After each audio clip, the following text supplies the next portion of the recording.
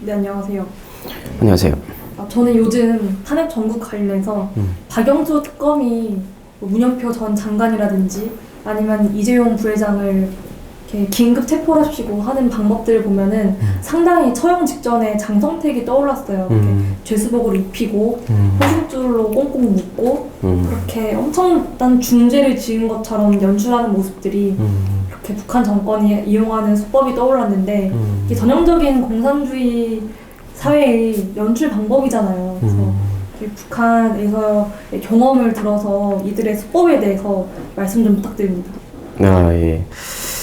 직접 살아보지, 공산사회를 직접 살아보지 않은 분이 그런 생각을 하는데, 공산사회를 살아본 사람은 또 얼마나 오죽하겠어요. 정말 소름이 돋았어요. 예, 그러니까, 솔직히 저희 탈북자들이, 저를 비롯해서 탈북자들이 그렇게 목숨을 걸고 사선을 넘어왔던 이유가 바로 자유와 민주주의와 법치국가라고 하는 그러한 이 남한에 대한 그런 가치였어요. 그리고 그 원칙과 공정함과 법치. 예, 법치와 이런 거였는데 섬뜩하더라고요. 이게 내가 지금 어디로 왔나라고 하는 어떤 혼란스러움, 그리고 이 나라가 왜 이 지경까지 됐나라고 하는 혼란스러움. 북한에서는 그런 게 있었어요. 참 자기가 열심히 돈을 벌어서 남들보다 조금 잘 살고 돈을 좀 모았는데 그것 때문에 인민재판에 올라가지고 무상몰수를 됐어요. 모든 걸 다 몰수를 당했어요. 자기가 벌었던 것들을. 근데 그거는 왜 잘 살았냐? 남들보다 왜 잘 살았냐 했어요. 너는 왜 남들보다 잘 살아가지고 돈을 그렇게 많이 벌었냐? 그 사람은 내 힘으로 벌었다. 내 힘으로 벌었는데 뭐 어쩌냐 하니까 남들보다 잘 살면 절대로 안 된다. 라고 하는 것들. 그러니까 또 그 사람이 돈 벌었다는 이유로 인민재판을 세워서 마을 사람들 모아놓고 그 앞에 세웠어요. 마을 사람들이 하나같이 그랬어요. 그 전에는 다 사이가 좋았던 사람들인데 그 인민재판에 올라서니까 저 새끼를 죽이라고. 그래서 끌려가가지고 정치범죄에 들어가고. 이런 신뢰가 북한의 신뢰예요. 그러니까 지목하기만 하면 그렇죠. 범죄자가 되는. 예. 그리고 그렇게 잘 지냈던 사람들도 뭔가 자기보다 잘나고 뭔가 잘 되고 이러니까 그냥 배 아픈 거예요. 그 군중심리가. 그렇게 했는데 그거를 그 군중심리 대로 또 이렇게 실행을 하는 거예요. 그게 북한이죠. 그게 공산사회고. 그건 저희는 그런 것들 경험을 해봤기 때문에 절대로 남한테 튀면 안 돼요. 남보다 이렇게 잘 이렇게 하거나 열심히 하거나 이랬다가는 포커스를 받아가지고 언제 잘못될지 모르죠. 그런 상황을 남한에서 지금 상황에서 꼭 그걸 봐야 된다는 게 참 탈북자 입장에서는 좀 참담한 입장이죠. 네. 그렇죠. 근데 또 아직도 여러 유사 언론들이 뭐 국정농단 대통령이 했다고 말이 많은데 사실 돌아보건대 지난 4달간 국정농단을 한 주체들은 그야말로 뭐 언론, 국회, 검찰 같은데 이렇게 북한에도 어쨌든 언론이 있잖아요. 약간 지금 현재 언론들이 한 목소리만 내고 있는 것 같은 형국이 그쵸. 북한 언론 같다는 느낌도 들어요. 그래서 어떻게 생각하시는지. 차라리 북한을 비교를 안 하는 게 더 어찌 보면 이게 북한하고 비교를 하는 게 더 좀 창피할 것 같아요. 예, 북한이라는 것은 솔직히 언론이라고 보기는 좀 힘들잖아요. 거기는 어차피 정권의 오역 나팔수고 그렇기 때문에 좀 북한하고 비교하면 더 부끄러운 남한의 언론의 실상이죠. 왜냐하면 남한은 소위 자유민주주의 국가라고 하는 나라고 그리고 법치국가라고 하는 나라고 또 거기에다가 지금 자본주의 국가예요. 자본주의라고 하는 것이 솔직히 시장 논리잖아요. 그게. 그런데 그게 안 통하는 거죠. 지금 언론 자체도. 그리고 솔직히 저는 참담했던 게 우리가 늘 생각했던 그 이념적으로 상당히 대한민국의 정체성에 맞지 않는 언론들이 아닌 그나마 대한민국의 주류 언론이라고 했던 대한민국의 정체성을 고수한다고 그렇게 대한민국 정체성을 이렇게 뭐랄까 자기들이 지키고 있다고 하는 언론들에서 지금 이런 행태에 대해서 상당히 놀랐죠. 그게 뭐 한겨레나 경향이나 또 오마이뉴스나 또 이런 언론사에서 그랬으면 뭐 원래 그러려니 하겠는데 이거는 하나같이 그들이 했던 작태를 이 조중동이라고 하는 이 보수 언론들이 그 종편이라고 하는 어찌 보면 그 보수의 그 터전 위에서 살아나올 수밖에 없어 살아났던 그 사람들이 그런 행태를 하니까 상당히 할 말을 잃은 거죠. 그래서 이게 어찌 보면 그런 생각까지 했어요. 저 탈북자 입장에서는 이게 민주주의면 민주주의가 그렇게 좋은 게 아니로구나라는 생각까지 하게 된 거죠. 우리는 결국은 자유를 위해서 오긴 왔는데 민주주의가 이런 정도면 우리 민주주의에 대해서 호의적인 감정은 가질 수가 없는 거죠. 탈북자들이, 탈북자 입장에서. 상당히 그 민주의 이름으로 전체주의적인 것들이 행해지고 있는 지금 그쵸. 대한민국의 형태. 예, 이게 민주주의인지 뭐 히틀러 나치주의인지 헷갈릴 정도예요. 지금 대한민국 상황은요. 네. 이렇게 조중동이 앞장서서 이 짓거리들을 하고 있는데 조선일보 보도였던 걸로 저는 기억해요. 네. 처음에 기자님을 접한 게 그때가 아마 제가 대학교 네. 초입 때였나 아니면 고등학교 때였나 시기는 기억이 안 나지만 임수경 전 의원이죠. 의원이 당시에 그 단체를 이끌던 대표로서 탈북민들을 이끌고 시위를 하고 있는 대표님께 변절자다라는 뭐 그런 말도 안 되는 말 했었잖아요. 그때 상황과 그 이후의 일들에 대해서 설명해 주시면 감사하겠습니다. 뭐 조선일보의 말씀을 하시니까 그 임시경 이전의 조선일보와의 어떤 인연이라고 봐야 되겠죠. 그거는 상당히 그 잊지 못할 따뜻한 인연이었죠. 예, 왜냐하면 제가 조선일보에서 8학기를 장학금을 받고 다녔어요. 결국은 대학교 전체 장학금을 받고 다녔죠. 아마 대한민국에서 국가장학금보다도 더 많은 액수를 줬을 거예요, 조선일보가. 그만큼 조선일보의 은혜를 받은 저예요. 가슴이 아프죠. 그리고 제가 대학교를 다니면서 조선일보에 조선일보의 장학금을 받기 전까지도 나는 조선일보의 기자로 취직하는 게 제 1지망이었어요. 졸업 후에 제 1지망이었는데, 그렇게 조선일보에 대한 그 애착이라는 게 저는 남달랐어요. 그리고 또 조선일보의 중진 간부님들하고 상당히 또 친하고, 그부 간부님들도 어찌 보면 저에 대한 애정이 또 있으시고, 또 그 방일령 재단 분들도 상당히 좋으셔요, 사람들이. 근데 그분들과의 인간관계라든지 조선일보에 대한 좋은 이미지들, 그거는 아직까지는 저 마음속에 있어요. 그런데 언제 조선일보가 저렇게 선동 언론의 최선두에 섰는지, 나라의 정체성까지 흔드는 저렇게 말도 안 되는 찌라시 언론으로 전락을 했는지, 그게 가슴 아플 뿐이죠. 차라리 애착이 없었으면 이런 가슴 아픔이 안 나오겠어요. 근데 내가 취직 1지망 대상으로 여겼던 그런 직업이고, 그리고 내가 또 8학기 동안 그렇게 장학금을 많이 받으면서 재정 걱정 없이 대학교를 다녔던 그런 것이기 때문에 지금과 같은 저런 작태에 너무도 가슴 아프시죠. 그래서 그렇지만 어쩌겠습니까? 나라를 지금 흔들고 있고 상당히 비열한 짓을 하고 있기 때문에 거기에 대해서는 분명한 말을 해야 되겠죠. 그래서 저는 뭐 조선일보의 뭐 지금은 뭐 여러 가지 드러난 상황에서 뭐 이진동 기자의 어떤 배우설도 나오고 있고, 그런데 뭐 그때까지는 참 조선일보 이 일이 터지기 전까지는, 이런 국정농단 사태가 벌어지기 전까지는 조선일보하고는 참 악감정도 없었고 참 좋았어요. 그때 조선일보에서 나왔던, 물론 뭐 임시경이 일이 있을 때는 뭐 얼마나 시끄러웠어요 그때. 저는 뭐 상당히 좀 혼미한 상태였죠 당시에는. 그래서 물론 근데 그때는 조중동이라고 하는 보수 언론이 굉장히 뭐 거의 제 편을 들어서 보도를 했던 상황이기 때문에 저에 대해서 악의적인 보도는 낸 건 없어요. 근데 뭐 조선일보에 대한 이야기를 넘어서 또 임시경 씨 이야기를 넘어오면, 임시경 씨하고는 솔직히 뭐 저는 임시경 씨를 봤던 게 어릴 때 북한에서 TV로만 봤어요. 그때 한참 뭐 북한에서는 임시경 씨를 그 찬양하는 통일의 꽃 임시경이라고 다큐를 엄청나게 방영을 했어요. 임시경, 김일성이하고 이렇게 포옹하는 거, 평양 시민들 앞에서 막 이러는 거, 그리고 막 우리는 하나다 그 힘차게 외치는 이 전투적인 막 이런 것들. 그때 남조선 괴뢰 역도들의 그 폭압 정치 속에서 저렇게 당당하고 정의로운 저 어린 대학생이 있다라는 것은 북한 사람들 입장에서는 상당히 충격적이고 상당히 신선한 어떤 그런 거였죠. 야, 남조선이 미제의 앞잡이고, 그리고 지금 식민지고, 주권을 빼앗기고, 그럼에도 불구하고 저렇게 정의로운 청년 대학생이 있구나라고 하는 게 참 우리 입장에서는, 당시에는 경제난이 없었던 상황이었어요. 임시경이 들어왔을 때는. 그만큼 우리는 또 임시경에 대한 애착이나 또 이런 거 손잡고 막 이러고, 또 임시경 또 그때는 또 이부장했잖아요 또. 뭐 대학교 선배님을 감히 이렇게 이름을 불러서 좀 죄송합니다만. 그래서 그 임시경 뭐 전칭을 써드리죠. 뭐 임시경 전 의원께서 그때 당시만 해는 참 저희 북한 사람들의 그 좀 참 로망이었죠. 멋있고. 그런데 그 이후에 임시경 씨는 뭐 저희는 북한에선 경제난에 닥치고 다 북한은 내부적으로 붕괴되고 수많은 사람들이 탈북하고 저도 남한에 왔고 그래서 2012년도 2월 15일경인가로 기억돼요.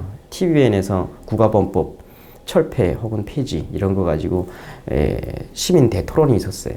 그때 저는 저 시민 토론단으로 탈북자 한 분하고 같이 저기 참가하게 됐죠. 저는 임시경 씨가 거기 나올 줄 몰랐는데 그때가 두 번째였죠. 실제 보기는 처음이었죠. 제가 실물로 보기는. 그때 20대 꽃나이 처녀를 보고 그 다음엔 세월을 엄청 뛰어넘어서 남한에 와서 그때는 TV로 봤던 그 꽃나이 청춘을 자글자글한 그 40대 아줌마의 얼굴을 처음 보게 된 거죠. TVN의 그 스튜디오 안에서. 백전의 끝장 토론이었어요. 거기서 임시경 씨하고 대결을 하게 된 거죠. 국가범법. 그쪽은 폐지, 우리는 국가법 존치. 이렇게 해가지고 거기서 충돌을 했었고 그때 좀 우리 쪽이 이겼어요. 언론, 여론전에서.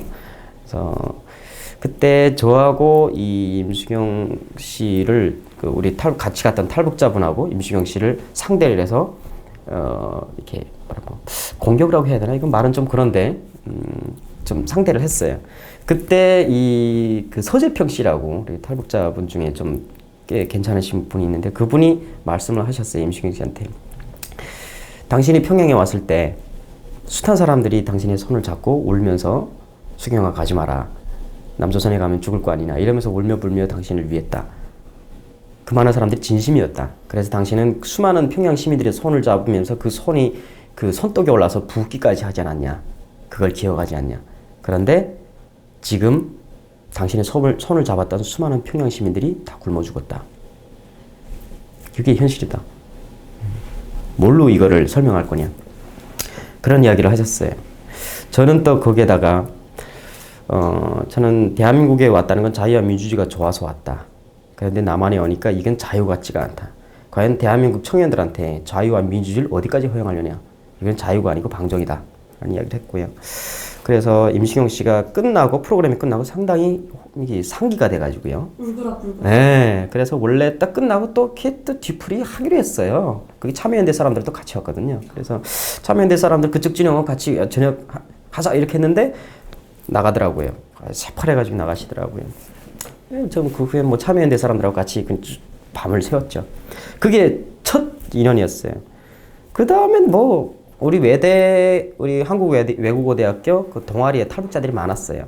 근데 저는 참여하지 않았지만 언제 한번 탈북자 동아리에 그 강사를 한번 모셨대요. 임시경 씨를. 그래서 모실 수도 있지. 그 정도로 생각을 했죠. 그 후에 2012년 6월 달에 그때 저는 대학교를 잠시 휴학을 하고 북한인권 단체에서 탈북 대학생 북한인권 단체에서 연극을 처음으로 시도를 했어요. 그래서 연극을 만들려고 시도를 하면서 그 중앙대학교의 예술 부문에 있는 교수님들하고 같이 이렇게 하면서 연극을 만들었는데 그러다 나니까 저는 중앙대학교에 있는 그 예술을 하는 분들하고 같이 어울릴 수밖에 없었죠. 제가 또 북한에 대한 어떤 전체적인 그림을 그분들한테 심어주려고 그렇게 쭉 하다가 아주 우연하게 그분들이 또 자주 다니는 술집이 임시경 씨가 자주 다니는 또 그런 술집이었다고 하더라고요. 모르겠어요. 그 후에 알았지만 그게 뭐 옛날에 386이 학생운동 할 때 많이 탄압을 받으면서 숨어서 이렇게 쑥독쑥독 자기들끼리 쑥독 공론했던 그런 장소라고 하더라고요. 아지트였군요. 아지트, 그렇죠. 민주화 투사들의 아지트였죠. 근데 실제 가보니까 너무 조그매요. 뭐 테이블도 몇 개 안 놓고 너무 작고 허술하고 아주 오래된 것 같은. 근데 저는 뭐 항상 그 교수님하고 붙어 있으면서 그 교수님한테 북한에 대한 어떤 여러 가지 어떤 이미지를 이야기를 해드려야 되니까 그래서 항상 붙어 다녔죠.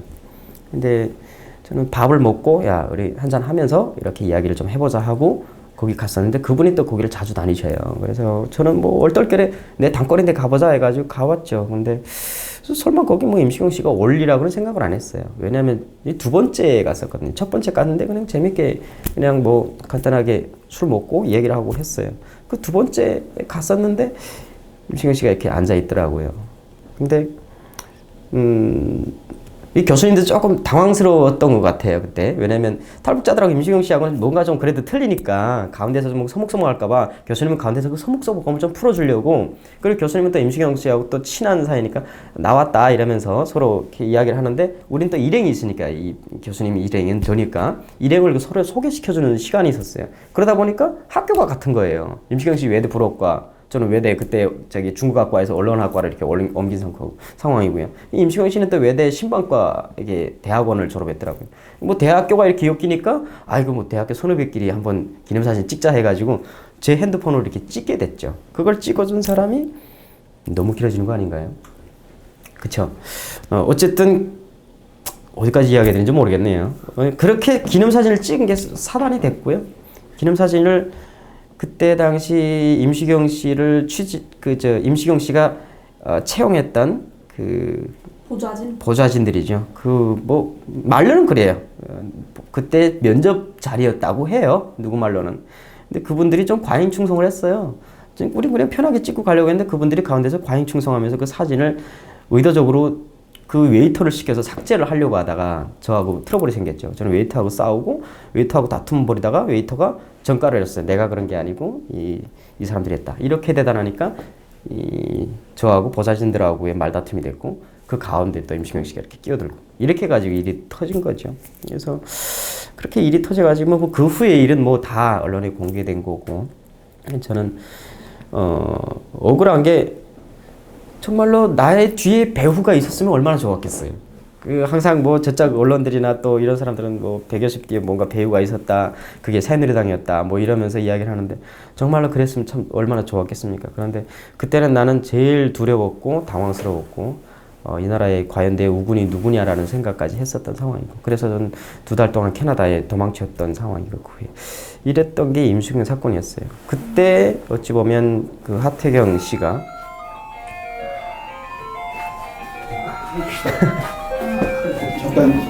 네, 제가 기사를 통해 봤을 때는 그냥 임수경 의원이 탈북민인 기자님께 뭐 이 변절자 새끼야라고 했다는 그런 것만 단편적으로 보고 있었는데 연이 꽤 깊었군요. 네. 그래서 한번 임수경 의원에 대한 생각을 개인적 소회나 정리해 주시면 감사하겠습니다. 일단은 뭐 언론이 그렇게 저한테 달라고 했던 게 뭐 제 팩트가 아니고 제가 갖고 있던 녹취록이었어요. 물론 그건 아직도 있고요. 물론 그 속에 임시경 의원이 했던 말은 그대로 담겨져 있고 지금까지 그건 어디 안 날아가겠죠. 근데 그때는 저는 임시경 씨의 말에 제가 제일 열받았던 게 그거예요. 북한 인권 그 이상한 짓거리 하지 마라. 대한민국에 왔으면 이 딱 치고 조용히 살아라. 왜 북한 인권인지 이상한 짓거리 하냐. 너 하태경 그 변절자 새끼하고 같이 이런 북한 인권 일을 한다면서 이런 식으로 하는 거예요. 저는 그때 북한 인권이 나의 유일한 사명이었어요. 그러니까 어찌 보면 나의 신앙심을 건드린 거예요. 나의 가장 큰 가치관을 건드린 거죠. 그때는 어떤 일이 있어도 가치관을 건드린다는 것은 목숨을 건드리는 거예요. 그 영적 목숨을 건드리는 건데, 제일 그때 막 화가 났었고 열받았던 거고요. 그래서 충돌이 됐었고, 저는 그걸 도저히 사귈 수가 없었어요. 돌아와서 이틀 밤을 울었어요. 도저히 너무 억울해가지고 다시 들으면서. 그러다가 누가 도와줄 사람도 없고 해가지고 그냥 페이스북에 공개해버리고 자버린 거죠. 그게 이 이슈가 터졌는데, 저는 개인적인 악감정은 없어요. 절대. 왜? 임시경 씨의 그 개인사를 보면요, 마음이 아플 수밖에 없어요. 동정할 수밖에 없어요. 자식은 물에 빠져 죽었지. 이혼했지. 뭐 오빠는 자살했다고 하지. 집안이 풍지박산 됐잖아요. 본인의 얼굴에 그 어떤 인생의 어떤 피로함이 엄청나게 있더라고요. 그 개인이 인생을 보면 가슴이 아프지만, 저는 그분이 그 1980년대 평양을 방문했던 그 분위기에 딱 멈춰 있다는 것이 너무도 안타깝고 너무도 화가 난다는 거죠. 왜? 그 세계관에 갇혀 있죠. 그렇죠. 그 세계관이라는 것에 갇혀 있다는 것은 너무도 그러니까 화나고 열받는 걸 넘어서 너무도 불쌍하고 안쓰러운 거예요. 처참한 거예요. 어쩌다 인생이 저기 1980년대 그 김일성 시대에 머물러 있냐 하는 거죠. 그때 영광에서 못 벗어나오는 거죠. 내가 누군데라고 하는 말 있잖아요. 그 사람들이 어찌 보면 참 민주주의적이고 진보적인 사람들이고, 당명이 그런데 그 사람들이 내가 누군데라고 하는 그 북한의 공산국가의 간부들이나 할 수 있는 소리를 한다는 것 자체가 너무 가슴이 아파서 이런 사람들이 국회의원이고 이런 사람들이 대한민국의 정권을 잡고 있으면 과연 우리 탈북자들이 어디 갈 것이 있느냐라는 거예요. 저는 이미 왔지만 앞으로 올 탈북자들이 임시경 씨와 같은 그런 말을 하는 국회의원들을 말을 듣고 그 사람들의 얼굴을 보고 그 사람들의 표정을 보고 어떻게 탈북을 하겠냐라는 거예요. 결과적으로 우리가 북한을 통일했을 때 우리 북한 사람들을 그렇게 무시하고 북한 사람들을 그렇게 사람 취급을 안 했던 국회의원들이 이 북한에 들어갔을 때 과연 통일이 되겠냐라는 겁니다. 그렇게 봤을 때 저는 임시경 씨와 또 그 뒤에 있는 우상호라는 사람들 그리고 그 사람 주위에 있는 그 386이라고 하는 사람들 아직도 전향하지 않고 대한민국의 그 체제를 흔들려고 했던 그 상황을 아직도 자기들이 민주화 투쟁이라고 정정당당하게 말하는 사람들이 대한민국에 있는 한 솔직히 통일도 힘들 것이고 통일 이후에도 상당히 힘들 것이다 이렇게 생각이 들어요. 네. 근데 한편으로는 우리 하태경 의원 같은 경우 생각해보면은 이게 윤수경 의원처럼 잘못된 신념을 고수하는 것도 아니고 상당히 자기의 신념조차 없는 그런 행보를 보이고 있는데 하태경 의원 보면 어떤 생각이 듭니까? 참 제가 하태음녀를 참 좋아하는데요. 참 이게 그만큼 또 하태경 의원을 또 좋아했어요. 처음에는. 그러니까 저는 남한에 왔을 때 북한 인권을 내 사명이라고 생각했어요. 왜? 나는 죽어가는 사람들을 내 눈으로 직접 봤고 경험했기 때문에 내가 이 일을 하는 건 내 일 하는 거예요. 내 가족을 살리는 일이에요. 그런데 남한 사람들은 그 죽음을 보지도 않았고 그냥 말로만 들었는데 어떤 사람들은 거짓말이라고 취급하는데 이 하태경 같은 분들은 북한 인권에 너무 열심인 거예요. 나는 그게 얼마나 감동인지 몰랐어요. 와, 이 사람들은 너무도 감동스럽다. 물론 기독교인들은 이유가 있어요. 신의 사명이기 때문에 그거는 울며 불며 해야 되는 거예요. 그런데 기독교인도 아니야. 그렇다고 탈북자도 아니야. 근데 북한 인권을 열심히 해. 나는 거기에 너무 감동받았죠. 난 그래서 하태경 씨와 그 열린북한 방송과 그쪽의 사람들을 너무 좋아하고 정말 친했어요. 지금도 그쪽의 사람들하고 많이 친하고 있죠. 그런데 상당히 당황스러웠어요. 물론 그분들과 관련된 같은 일을 하다가 보니까 여러 가지 벽에 부딪힌 적이 있었어요. 지금이어서 여러 탈북자들과 또 북한 인권을 같이 했던 사람들이 평가하는 거죠. 그게 그거죠. 순서가 바뀌었다라는 거죠. 인권이 먼저냐, 정치가 먼저냐, 명예가 먼저냐. 결국은 어떤 북한 인권을 했던 분의 말씀을 인용하면 탈북자 팔아서 인권 장사했냐라고 하는 이야기가 나오는 거예요. 거기에서 자유로울 수가 없어요. 결국은 그게 신념이냐 아니면 그게 진짜 수단이었냐. 그게 자기의 신념이냐 수단이었냐 여기에 대해서는 하태경 씨 본인 스스로가 좀 반성을 해야 된다는 거예요. 탈북자들 국회에 입성해가지고 과연 어떤 법안을 냈는지 저는 그거부터 봐야 되겠고요. 북한 인권 운동가의 타이틀을 갖고 들어간 거 아닙니까? 그리고 물론 그 동안에 북한 인권 활동을 열심히 한 거는 저는 인정을 해요. 그런데 그 한 단계 더 넘어서 제가 그분의 성향을 봤을 때 물론 저는 이념적으로 그분이 빨갱이라거나 어떤 종북 좌파라거나 이야기는 할 수가 없겠죠. 그런 논리도 없고요. 다음 그분이 했던 말씀 중에 물론 제가 이거를 팩트라고 이야기를 하진 못해요. 그렇지만 저는 그분들하고 활동하다가 그런 이야기를 살짝 들었던 부분이 있어요. 이런 내용에 내용인즉은 그거예요. 나는 전향한 적이 없다. 왜? 과거에는 나는 나쁜 짓을 한 게 아니고 대한민국이 민주화를 위해서 일했던 것뿐이다. 반성이 없는 사람이군요. 네, 민주화를 위해서 했던 것뿐이고 지금은 현 북한 민주화다. 옛날에는 대한민국이 민주화를 해서 일으켰잖냐. 결국은 과거에 자기가 386 그리고 주사파였던 그 활동이 남한 민주화를 위한 성스러운 일이었다라는 것을 표성하는 거예요. 물론 본인이 과거에 그렇게 못마쳤던 일에 대해서 부정하고 싶지는 않겠죠. 하지만 주체사상이라는 거에 대해서는 정확히 짚고 넘어가야죠. 과연 주체사상에 매몰돼서 대한민국을 흔들었던 상황이 대한민국이 민주화를 위한 투쟁이냐라는 건 정확히 짚고 넘어가야죠. 거기에 대해서는. 그리고 그걸 넘어서 이 사람이 이념이 있든 없든 지금 상황에서는 너무도 인간적으로 치졸하지 않냐라는 거예요. 자기 정치적인 이익 때문에 이렇게 어찌 보면 국민도 배반하고 대통령도 배반하고 우군도 배반하고 당도 배반하고 이거 자체는 너무 인간적으로 돼 있지 않는 거예요. 이거는 참 쌍욕하고 싶은 거는 이건 개보다도 못한 이렇게 하고 싶지만 참 황교안 권한대행을 공격을 할 때 그 눈에서 엄청난 광기가 이렇게 뿜어져 나오더라고요. 촛불에 타 죽고 싶냐? 삼선을 향한 강기가. 네, 결국은 그 불빛이 나를 향해 오는 것 같았어요. 왜냐하면 그때 난 촛불을 엄청 반대하고 싶었는데 결국 그건 촛불을 반대하는 국민들에 대한 협박이에요. 국민들 상대로 촛불을 반대하는 국민들한테 너희들 촛불에 타 죽고 싶으니까 조용해라. 타 죽고 싶지 않으면 조용해라라고 하는 협박인 거죠. 그건 황교안 대행한테서 했지만 그 촛불을 반대하는 많은 국민들한테 대한 그런 협박인 거죠. 저는 그런 느낌 받았어요. 문재인이 보수를 불태워 죽여야 된다고 말했을 때 정말 그런 일이 벌어질 때 앞장서서 장작을 들고 불을 붙여줄 것 같은 느낌이 받았습니다. 네. 눈에서.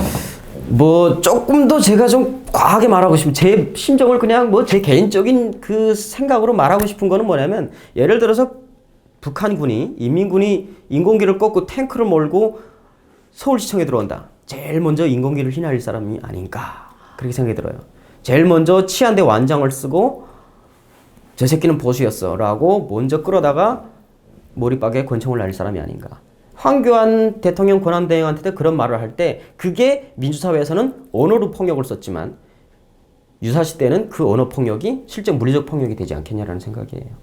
그 선두에 서는 사람들, 그 시대가 바뀌고 환경이 바뀌고 뭐가 바뀌면 바로바로 그게 그 사람들 입장에는 그게 살아가는 좀 논리고 그게 현명하고 생각하겠죠. 하지만 이거는 정말로 치졸하고 그런 거죠. 이게 참 임수경 전 의원 같은 경우는 잘못된 신념에 갇혀 살고 있는 사람이지만 하태경 의원은 잘못된 신념조차 없이 그냥 어떤 신념이든 자신의 출세를 위한 그런 도구로 사용하고 있다는 것이 너무 오히려 무섭고 그렇죠. 오히려 임수경보다 더 못한 사람이에요. 임수경 씨는 오히려 위대해요. 그런 입장에서는. 왜냐면 자기 신념에 갇혀 있으니까. 자기 신념을 또 안 버려요. 의리는 또 있어요. 신념에 대한 의리가 있군요. 그렇죠. 자기 가치관과 신념에 대한 그 의리. 그 가치관이 어떤 마귀적인 가치관이든 상관없어요. 내가 가진 거기에 대한 자기 스스로에 대한 충성이 있어요. 그런데 하태경 씨는 그마저도 없다라는 거예요. 이석기보다 못한 사람이에요. 이석기는 차라리 이석기는 애국자다라고 그러잖아요. 맞아요. 어느 쪽에 애국자인지는 자기가 알겠죠. 이석기를 지지하는 사람들이 이석기는 애국자다. 네, 듣자라고 하죠. 그렇죠. 네. 이게 북한의 입장에서는 애국자 맞아요. 네. 그런데 그만큼 그 사람은 신념이 있고 그런 게 있어요. 솔직히 임수경 의원이 하태경 의원을 통해서 그런 말을 했다는 것은 지금 와서는 일리가 있구나. 맞는 말 했구나. 맞는 말 했구나. 라는 생각이 듭니다. 네. 네, 그러면은 임수경과 하태경 두 의원 사이에 모종의 연결고리가 있을까요? 그 일이 있고 그 후에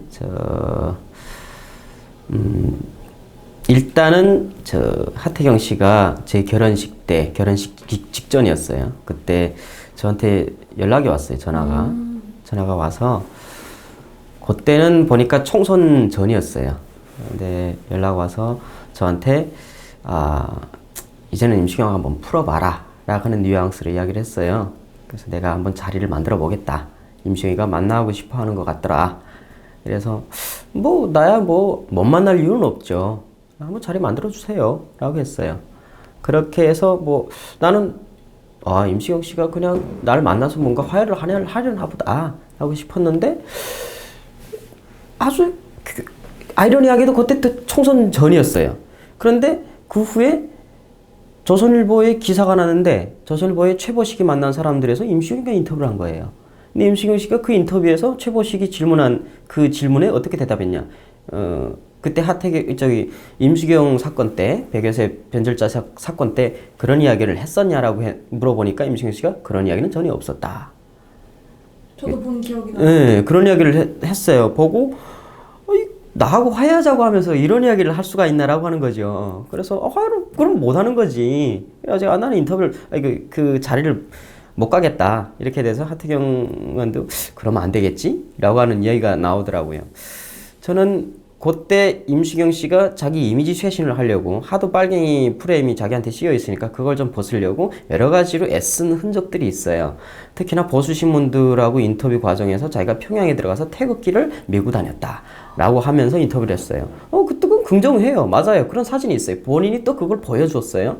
그러면서 이야기를 했는데 그리고 또 또 어떤 이야기는 그래요. 임시경 씨가 북한에 들어가서 그 고려 호텔에서 이렇게 투숙을 하는데 보위원들이 항상 옆에 따라다니고 있는데 임시경 씨가 워낙 술을 좋아해가지고 술을 먹고 이렇게 또 깽판을 쳤나 봐요. 그런데 또 고려 호텔 옥상에 올라가서 그랬대. 평양시를 돌아보면서 야 이게 나라야 이랬다는 거예요. 그래서 보위원들이 상당히 당황스러웠다는. 그러면서 그 일화를 나오면서 그때 임시경에 대한 이미지가 상당히 빨갱이 프로그램이 벗겨질 거나 싶었어요. 그래서 일각에선 임시경이 공천을 받으려고 저렇게 한다. 그래서 지금부터 보수 신문들하고 뭔가 이미지 쇄신을 한다. 결국은 나도 그 임시경의 이미지 쇄신의 하나의 어떤 도구로 쓰일 뻔했던 거죠. 누구를 통해서? 하태경. 네, 그분을 통해서. 결국은 이게 서로 적인 줄 알았는데 적이 아니었네라고 하는 느낌이 드는 거예요. 하태경과 임수경 의원이 서로 옛 동지인 그렇죠. 줄 알았는데 여전히. 네, 근데 그때 그 전화를 받고 그 일이 있은 후에 어떤 게 또 오버랩이 되냐면 하태경 씨가 임시경 일이 딱 터졌을 때 첫 뉴스가 나갔어요. 뭐라고 했어요? 수경아, 술 끊어라. 그러니까 임시경 너 나쁜 놈 이렇게 아니었어요. 그러니까 살짝 그 친구끼리 그래 너 어제 저녁에 술 많이 과했는데 내가 봐줄게 라고 하는 게 하태경 씨의 첫 반응이었어요. 야 수경아 술 끊어라. 그래서 그 다음에 언론들이 하태경 대인배 이렇게 해가지고 프레임이 나왔어요. 그래서 하태경이 대인배로 박수를 받았죠. 그런데 하태경 씨가 저한테 보좌관을 보냈어요. 요거는 비하인드 스토리죠. 보좌관을 보내서 조용히 우리 조직적으로 대응을 하자 해가지고 녹취록을 달라 해서 복사본을 떠갔어요. 하태경 씨가. 그래서 그때 복사본을 떠가면서 우리가 전략적으로 이렇게 대응을 하겠다라고 갔어요. 가더니 조금 있더니 하태경 씨 말이 바뀌죠. 하태경 씨 말이 그 다음부터 강경하게 임시경 씨를 공격하는 방향에서 갔죠. 나는 공격하는 것까지는 괜찮은데 그 후에 결과적으로는 제가 총선 전에 그 일을 결혼식의 그 과정을 그 전후를 겪으면서 하태경 씨가 결국은 임시경을 다시 살리기 위해서 나를 지금 도구로 활용하려고 했지 않았나? 라고는 생각이 들더라고요. 그 생각은 또 넘어서 이 둘은 동지였는데 과거엔 동지였는데 지금도 동지였네 라고 하는 생각들. 그러면 뭐지? 임수경은 아직도 1980년대에 머물러 있고 아직도 우리가 그 사람을 정복 좌파라고 이야기를 하는 쪽이 많잖아요. 그런 생각이 많고요. 그렇게 매도가 됐어요.